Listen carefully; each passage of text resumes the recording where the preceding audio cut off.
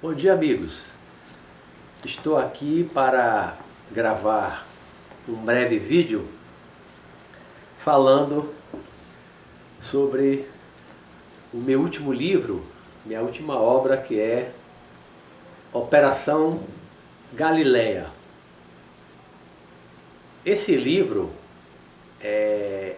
a ideia dele nasceu alguns anos atrás, quando eu era juiz do trabalho substituto, viajava para o interior para fazer audiências, diversas cidades aqui da Bahia, e eu ia de carro sozinho, dependendo da distância da viagem, e nessas idas solitárias, eram horas de viagem de carro, eu ia desenvolvendo ideias para livros, que eu comecei a escrever em 82, tá?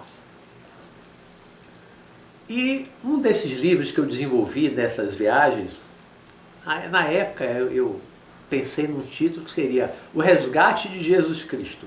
Uma ideia que eu desenvolvi para uma ficção, né, em que haveria uma viagem no tempo, um projeto secreto, e aí haveria um resgate de Jesus antes da morte dele, lá em Jerusalém. Ele é aprisionado e tal, e traria ele para o presente. Isso há anos atrás, muitos anos atrás, lá no 1990, 91, por aí. Depois eu esqueci, de vez em quando eu lembrava da ideia e acabou caindo no esquecimento. Depois eu escrevi vários livros sobre vários temas de projeção astral, vários livros. E eu, este ano, abril para maio, me veio aquela vontade de escrever, de retomar essa ideia desse livro e de escrever, acompanhando tudo que está acontecendo no mundo, e eu tive vontade e comecei a ter uma inspiração, uma intuição nas minhas caminhadas aqui na beira da praia, Salvador, e me deu uma vontade de escrever sobre Jesus, mas de uma forma diferente, porque eu escrevi vários livros sobre Jesus. Não, um só romanceado, que é Conversas com o Divino Mestre, que é uma ficção só para diálogos, para passar na parte de ensinamento moral, ético de Jesus. Mas me veio essa forte ideia de escrever sobre Jesus de uma forma diferente, aproveitar aquela ideia lá do resgate de Jesus Cristo, aprimorar a ideia, e aí muita ideia foi surgindo, muita inspiração foi surgindo nas minhas caminhadas matinais, e começou a fluir, foi uma coisa muito forte, e aí, eu acho que 2 de maio, se não me falha a memória, eu comecei a escrever esse livro. Eu escrevi esse livro em 2 meses e meio, eu escrevo muito rápido, porque as ideias fluem muito, eu sempre tiro férias, e durante as férias eu escrevo. Muitas vezes eu escrevi um livro no mês de férias todo, simplesmente nas férias eu já escrevi um livro de 10 dias, mas esse, como é um livro que tem mais volume, tem mais conteúdo, mais capítulos, eu levei 2 meses e meio escrevendo, porque as ideias foram fluindo, né? A ideia basicamente trazer Jesus. Jesus é resgatado, é trazido antes da morte, há 2000 anos atrás, ele é trazido para o nosso tempo presente, para o século XXI, para 2018, ele é trazido para o nosso mundo, para o nosso tempo, por uma nave, por uma cápsula de viagem no tempo. A obra é uma ficção, a história é fictícia, lógico, né? É um romance de ficção, envolvendo todas as mensagens que Jesus nos trouxe, que está registrada nos evangelhos da Bíblia. Trago esse conteúdo, recrio alguns dos chamados milagres de Jesus, agora no nosso tempo, no 2018, né, no século XXI. Então Jesus vem ao nosso tempo, vai conversar com diversas personalidades. Eu vou ler aqui os capítulos no índice do livro, para vocês terem uma ideia do conteúdo do livro e despertar a curiosidade de vocês. O capítulo 1 é o resgate propriamente dito dele, O capítulo 2 trata do grupo do Himalaia, é um grupo de yogis do Himalaia que vão atuar no resgate de Jesus. O capítulo 3, testando a cápsula extraterrestre, que é essa cápsula que viaja do tempo, a nave não é da Terra. Capítulo 4, contato com o Pentágono. Capítulo 5, no interior da esfera, que é a nave. Capítulo 6, a chegada na base, é uma base americana lá no estado de Nevada. Capítulo 7, visita a Casa Branca. Capítulo 8, exame de DNA e interrogatório de Jesus. Capítulo 9, exame de tomografia, também de Jesus. Capítulo 10, visita ao Vaticano. Jesus vai conversar muito com o Papa. Interessante que eu vi agora esses dias, o Papa reuniu uma grande quantidade de bispos ou arcebispos, para tratar principalmente das questões de abusos sexuais na igreja, que é uma coisa muito antiga, e Jesus, que fica hospedado no Vaticano, fica com o Papa, ele conversa muito, isso antes desse encontro agora do Papa, ele trata muito dessa questão, né? Assim como na visita à Casa Branca, ele conversa muito com o presidente americano, troca os nomes das personalidades. Capítulo 11, discurso na ONU, Jesus vai até a ONU, faz um discurso transmitido ao vivo para o mundo inteiro, e ele fala para o mundo todo. Imagina, já pensou Jesus vindo agora no nosso tempo e discursar para o mundo inteiro? O que é que ele falaria? O que Jesus hoje diria para o mundo? O que você acha? A minha viagem está aqui, né? Na cozinha da Casa Branca, conversa de Jesus com funcionário da Casa Branca, as conversas eu acho que são interessantes. Capítulo 13, falando aos americanos, a primeira fala pública de Jesus em frente ao Capitólio, naquela praça imensa do Capitólio, falando para os americanos.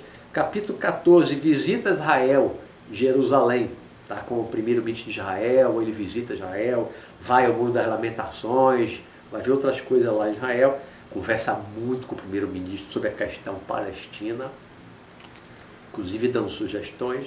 Capítulo 15, também ainda visita Israel, agora Nazaré e Cafarnaum. Jesus visita Nazaré, vê ruínas do seu tempo em Nazaré, e são ruínas reais, que eu pesquisei. Também vai a Cafarnaum, e aí tem uma passagem interessantíssima, que eu não vou aqui adiantar, porque perde a graça, lá no Mar da Galileia.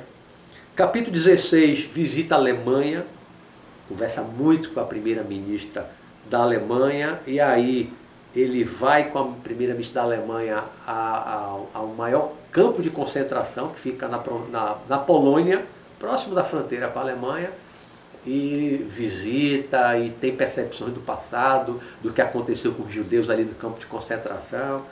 É uma parte assim bastante sensível, emocionante. Capítulo 17, visita a Rússia, fica hospedado no Kremlin, conversa muito com o presidente russo. É também muito interessante, tem milagres. Capítulo 18, visita as duas Coreias. Jesus vai à Coreia do Sul, fica hospedado na Casa Azul, que é como a Casa Branca da Coreia do Sul.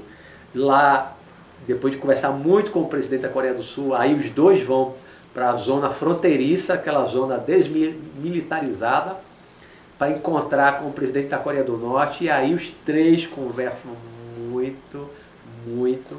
Isso foi depois do primeiro encontro real, verdadeiro, dos dois presidentes, Coreia do Norte e Coreia do Sul, mas antes do encontro do presidente americano com o presidente da Coreia do Norte, né? Eu escrevi antes desse encontro.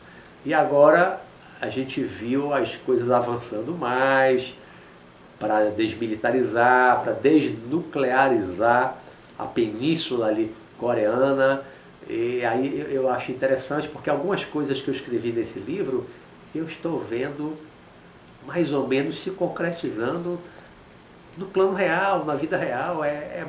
Tem sido muito interessante, muito emocionante para mim acompanhar pela TV as coisas que estão acontecendo, que estão se materializando. Não é que eu seja profeta, nem vidente não, minha gente.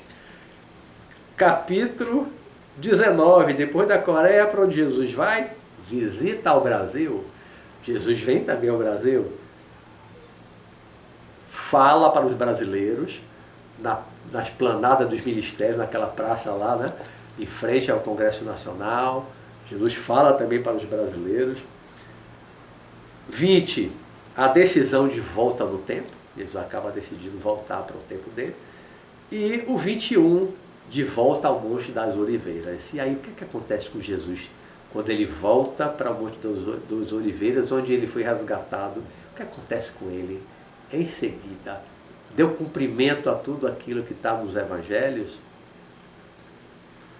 Então, para quem ficou curioso, muito conteúdo evangélico eu falo do que está nos evangelhos, sem distorcer nada dos ensinamentos de Jesus. Eu sou um grande fã de Jesus, quem me conhece sabe disso, tanto que eu escrevi 4 ou 5 livros sobre Jesus. Esse é o último, que trata de Jesus. Trago Jesus para o nosso tempo, para o nosso século, para falar para nós. O que nós gostaríamos de conversar com ele hoje? E o que ele falaria para nós hoje, no século XXI? Para essa humanidade que vive uma crise enorme. Jesus fala de paz, de tolerância, fala de reconciliação entre as nações. Jesus fala da questão das guerras, né, dos conflitos atuais, da Síria, da Palestina, diversos outros conflitos. Jesus fala da questão ecológica, da destruição do planeta. Então, é um Jesus, ao mesmo tempo, antigo, com aquela pregação antiga, que ainda é atual para o nosso tempo, e é, ao mesmo tempo, um Jesus que se atualiza, é um Jesus que, no século XXI, fala para o século XXI, para nós, habitantes do século XXI, fala dos nossos problemas atuais do século XXI. Então, é um Jesus de 2000 anos, no nosso tempo, como se estivesse agora conversando conosco. Se ficou curioso, pode adquirir no Clube de Autores, é uma editora virtual e livraria. Pode entrar no site, que ele está lá, como os outros livros também. Um grande abraço, fiquem com Deus.